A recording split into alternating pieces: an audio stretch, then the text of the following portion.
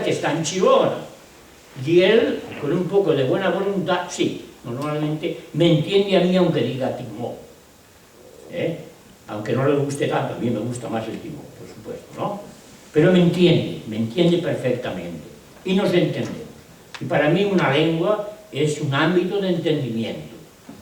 Y sobre todo, por debajo de la lengua está la voluntad de entenderse. Y si no, no hay manera. Y no sirve de nada. Entonces, a partir de esa experiencia, que ya desde pequeño vivía en una fonda, y venían, por cierto, los comediantes de Zaragoza, el notario de Caspe, que hablaba también castellano, el cura pues, de Zaragoza, el secretario idem de idem. Los comerciantes venían de Reus, tú. El naranjero de los Charta traía unas naranjas preciosas para nada. Que compraba mi madre, nos hacía medir pan y después la taroncha de Charta.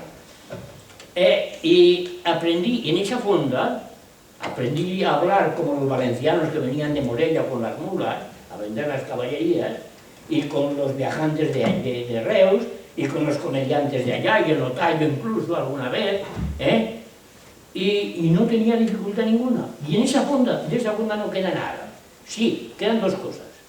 Una pila de abrevar las caballerías, en lo que fue antes las cuadras, ahora es un patio, y un San Cristóbal.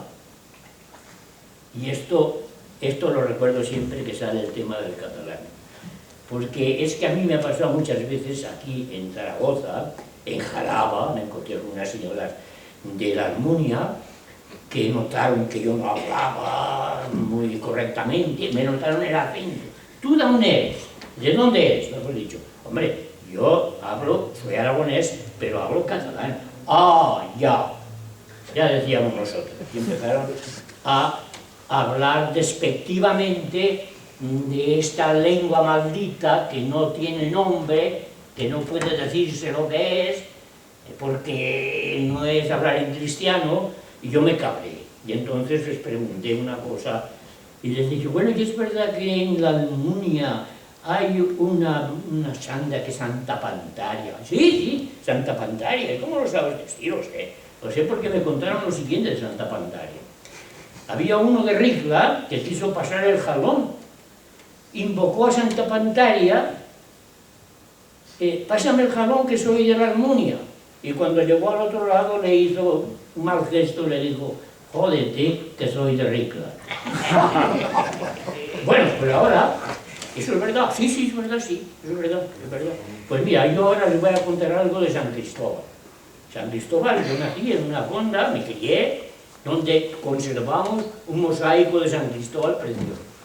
Y ese San Cristóbal tiene mucha devoción en toda Matarraña. Matarraña es un río del régimen mediterráneo que tiene unas salidas de pecho que cuando le da, aquello es muy bravo, se lleva las palancas, y si pilla un labrador al otro lado del río, ahora no, ahora hay puentes, pero antes tenía que pasar tirando cuerdas, que si hoy se cuentan barbaridades de esto. Pues bien, San Cristóbal, cuando viene uno de Batea, no pregunta de dónde vienes y le ayuda a pasar el río. Y si viene de Caspe igual, y el uno habla catalán y el otro castellano, y aquí no pasa nada. Aquí nos entendemos con unos y con otros. Y se quedaron así. Así que no me llamen polaco, ni se burlen de mi lengua, ni nada de eso. Yo hablo como me enseñó mi madre cuando quiero, pero sé hablar como vosotros, y a veces incluso mejor, sobre todo, escuchar cuando es preciso. Esto es la oportunidad de la franja, en un momento como este. Es algo más que una lengua, es un talento, es una manera de ser, es una forma de conservar lo que nos queda de humanos, que somos animales que hablan y escuchan las dos cosas. Por cierto, y con eso ya termino, ¿me queda algo? Sí, pues termino con algo muy gracioso para que vean. Yo aprendí a rezar en castellano, claro. El cura predicaba en castellano y aprendí, el catecismo era en castellano, y yo aprendí Padre Nuestro que estás en los cielos. Aún ahora no sé el Padre Nuestro en catalán. Pero aprendí a escuchar en la lengua del lugar. Incluso aprendí a escuchar a los que hablaban mal, incluso a los que blasfemaban, porque blasfemar es parlar mal, muy mal. Y chapurrechar viene a ser algo así para los castellanos, como blasfemar, hablar mal. Y os voy a contar una anécdota. Como yo aprendí a rezar en castellano, y a leer también en castellano en la escuela, por cierto, y también escuchar incluso a los que hablaban mal y hasta a los que blasfemaban. Un día iba con un amigo a bañar en el río de Matarraña y venía un señor, bueno, un viejo, un abuelo, encima del ruc, y en la nieta de la mar, y le pegaba al cañón. Arri, 3 duros que m'has costat en un bosc de cavall, arri, carnús, pam, pam, pam. Y de pronto, me cago en Déu, arri, carnús. Y yo, que había aprendido a rezar en castellano, y el otro que venía conmigo asustadito, le dijimos, alabado sea Dios. Y él nos contestó, por siempre sea bendito y alabado. ¡Arri, carnús! Bueno, por eso termino. Las lenguas sirven para mucho, para muchas cosas. En mi pueblo servían para hablar mal y para blasfemar el catalán. Y para entenderse con Dios y hablar en cristiano, el castellano. Y así, entre lo uno y lo otro, pasó mi infancia.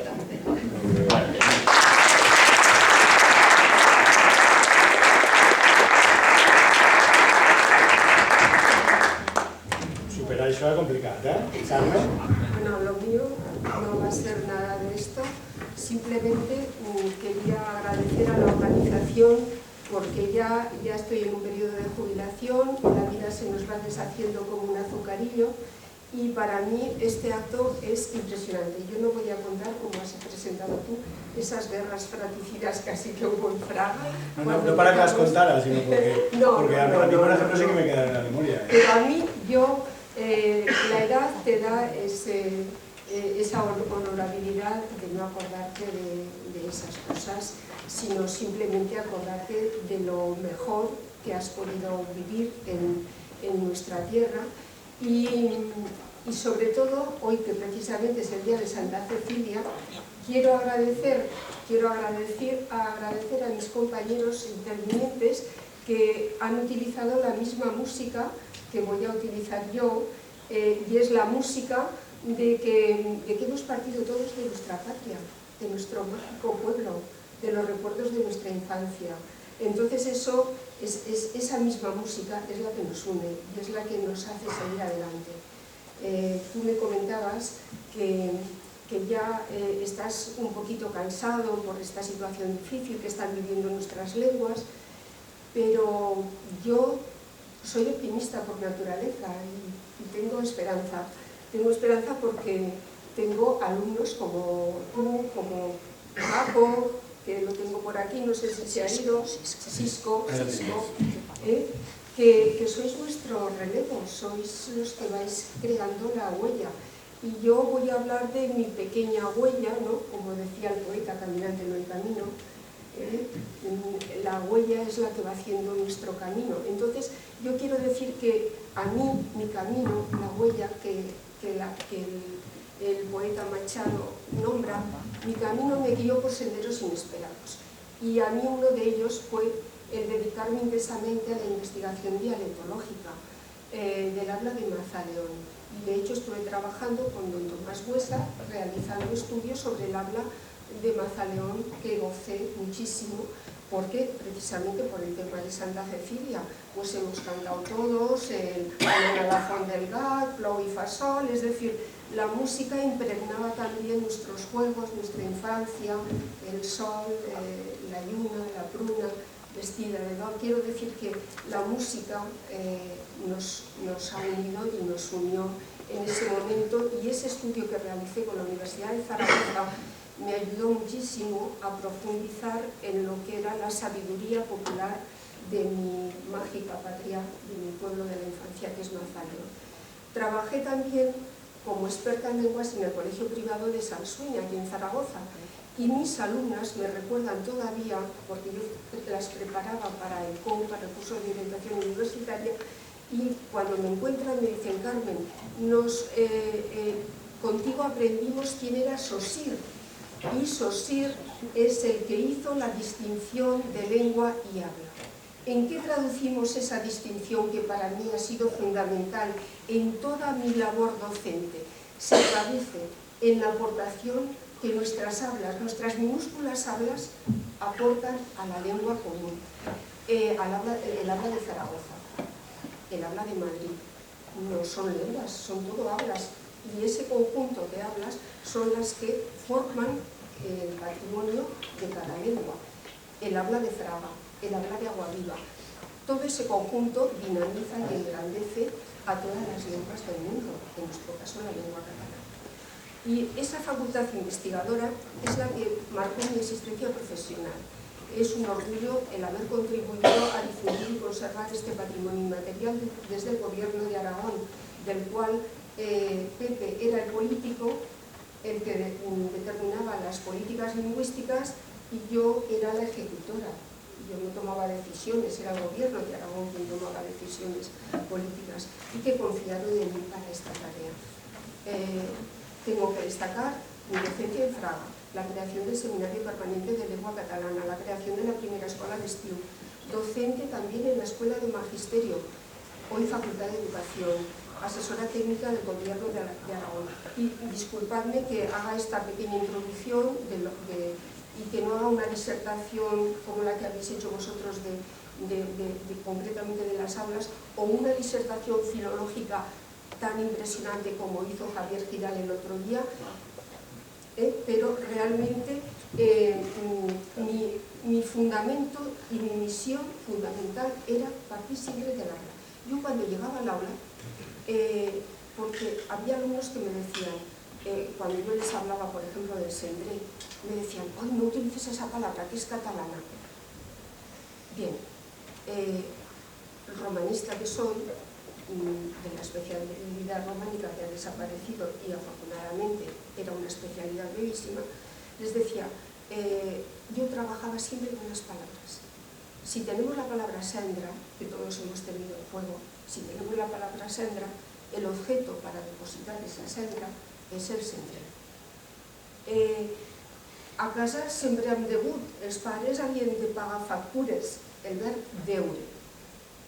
Pues no utilices, Carmen, els deures, perquè els deures és una paraula catalana. De un verbo se puede hacer un sustantivo. Es decir, esta misión de llegar al fondo etimológico, ese estudio historicista de la lengua, evolución de las palabras, es lo que intentamos hacer todo el equipo de profesores que estábamos en Fraga.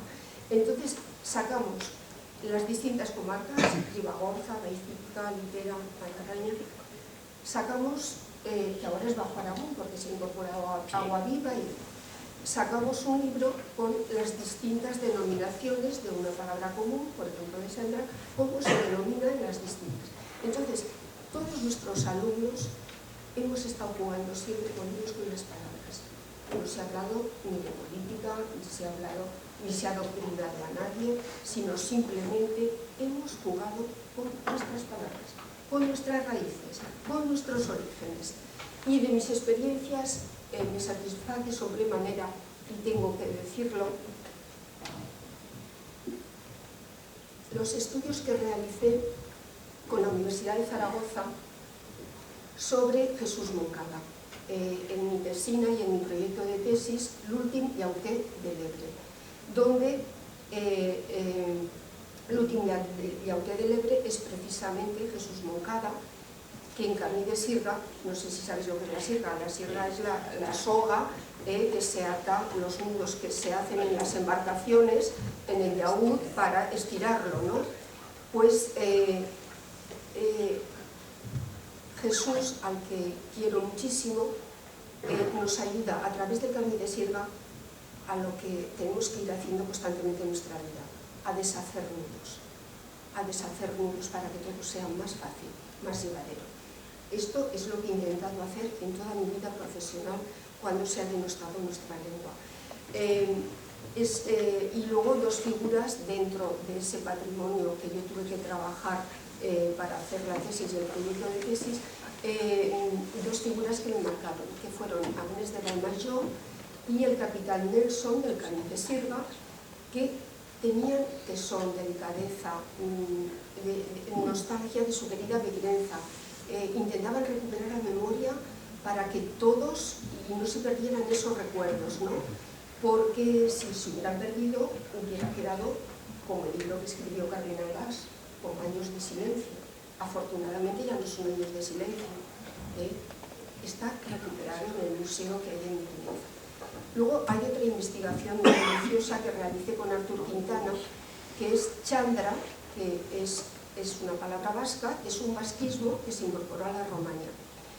Qué sorprendente es que una palabra tan honorable y que designa, y de hecho sé que muchas se llaman Chandra, una palabra tan honorable como Chandra, que designa a la mujer de un caserío, cuando pasa a la Romaña adquiere un sentido totalmente peyorativo, haragana, sucia, descuidada.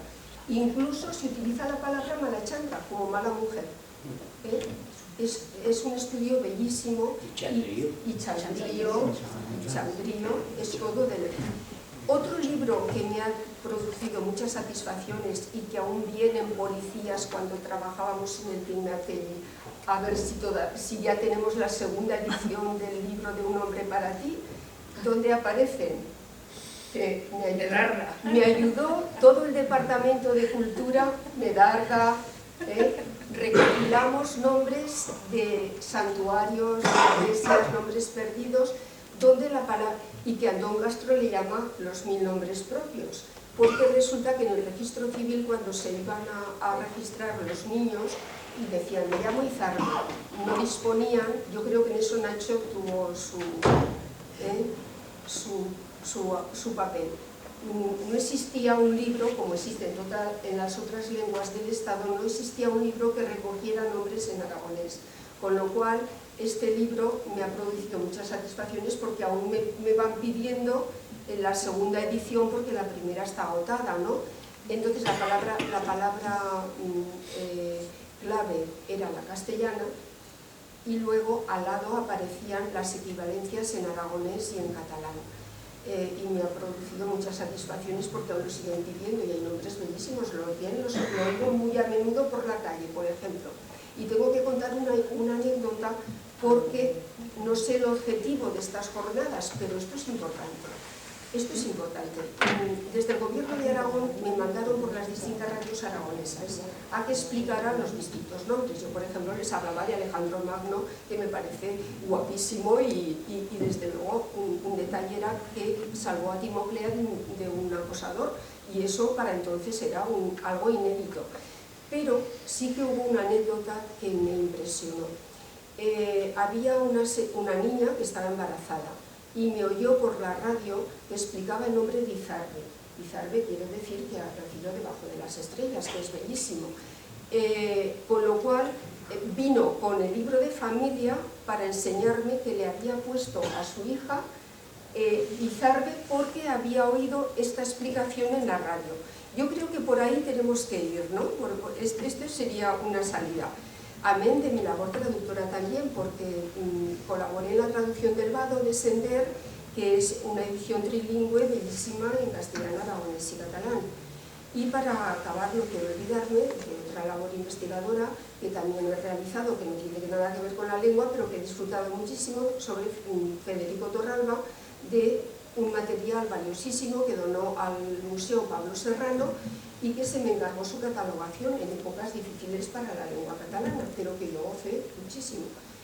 Y fue un colofón de disfrute dentro de mi labor investigadora porque descubrí el japonismo, descubrí cómo los impresionistas aún tienen cajitas que Torralba también tenía en su casa. Los impresionistas todos tienen elementos del japonismo que se puso de moda en la época del impresionismo.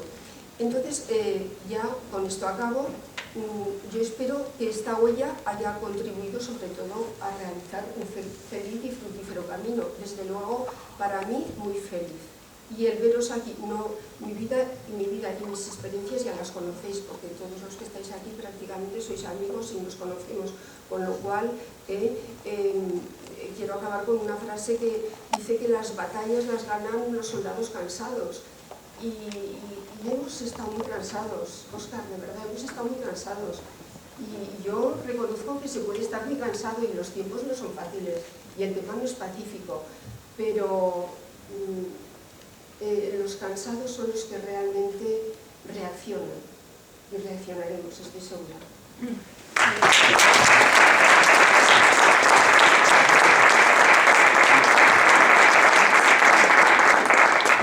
Bueno, la última en intervenir es la alcaldesa de Mequinenza, que cuando hablaban de Moncada iba cabeceando, decía que sí.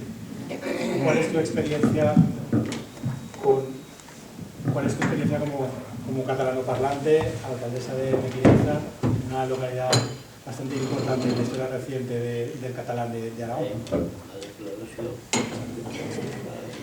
Bien, pues como bien dice aquí el presentador, pues yo soy la alcaldesa de un municipio de frontera con Cataluña. Nosotros cruzamos el puente del río Segre y a 10 minutos de Mequinenza ya estamos en la provincia de Lérida. Por lo tanto, tenemos una vinculación y una relación muy directa con Cataluña. En Mequinenza ha sucedido prácticamente lo mismo que han ido contando los compañeros con sus pueblos, pues que toda la población, todos los chicos, los críos, hablábamos en catalán en nuestras casas y en el pueblo. Y cuando llegábamos a la escuela, pues teníamos que hablar en castellano. Eso yo creo que es una dinámica que ha ido sucediendo en todos los sitios. Y bueno, también teníamos el convencimiento de que hablábamos chapurreado. Y eso era como una cosa extraña. Yo recuerdo en mi época joven, ¿no? Pues esto es casi una cosa como rara, que luego la experimenté cuando vine a estudiar aquí a Zaragoza y me decían las compañeras: ay, es que tienes un acento, es que no sé cómo lo dices esto, es que no sé cómo, ¿no? Y entonces empiezas a tener un poco la conciencia de que realmente pues no estás tan pulida quizá como los demás. Bueno, yo hice mi carrera aquí en Zaragoza y luego pues cuando llegué al pueblo otra vez, yo ya pues tenía novio, me casé, yo siempre he vivido en Mequinenza, o sea, no me he despegado de allí. Pero sí que cuando empezó todo el tema con el catalán en la escuela, pues allí en Mequinenza fue uno de los primeros pueblos que se sumó a dar clases de catalán. Lo cierto es que el porcentaje de alumnos que estudian catalán es muy elevado, es el 90 y tantos %, prácticamente toda la población lo hace. Rotulamos las calles en catalán, hicimos un esfuerzo. Nosotros, nuestras calles son un poco singulares, porque sabéis que Mequinenza es un pueblo de nueva construcción.